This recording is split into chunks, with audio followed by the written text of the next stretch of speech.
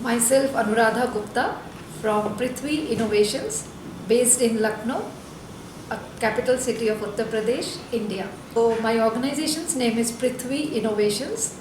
So Prithvi is a Hindi word meaning Mother Earth, and innovations means coming up with new ideas to bring about a change, a positive change in the society and the communities.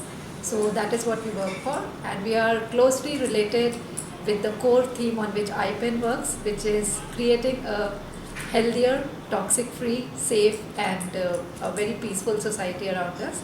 So we work on a lot of issues related to sustainable development goals, specifically focusing on helping communities shift to a cleaner, greener, and a healthier and happier lifestyles which are very much in sync with nature, which are more natural, less processed, more, I would use the term sattvic. Sattvic is an Hindi word meaning something which is very, very pious and sacred, and you are also going zero waste.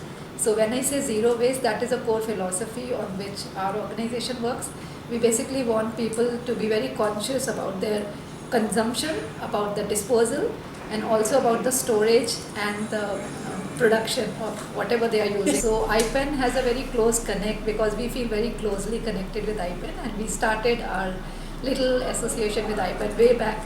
That was almost in 2001, I would say. But we have learned so much, and we specifically gained the confidence to work on the field at the local level when we have some evidences supported, very strongly supported by IPEN, some scientific studies, research done on the toxic chemicals which are there in our products, in our waterways, in a lot of other things, and how they biomagnify in our bodies and how they are creating a havoc for the not just the vulnerable communities, specifically the women and children, but also how it is very important to fight for the indigenous people who are not even aware about these things and who don't have a voice at the local level, national level, or at the international level.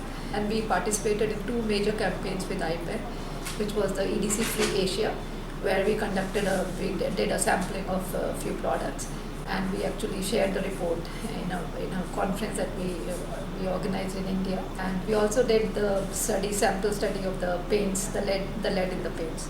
So we have participated in quite a few projects, and we do the regular October week is dedicated to the lead-free, like stopping lead poison around us. So there's so much that can still be done. So we are maybe just a drop in the ocean that we have been able to achieve, but we are still hopeful, and we have a lot of hope, and we strongly look forward to IPEN for all the leadership, guidance, and the technical expertise which IPEN shares with us.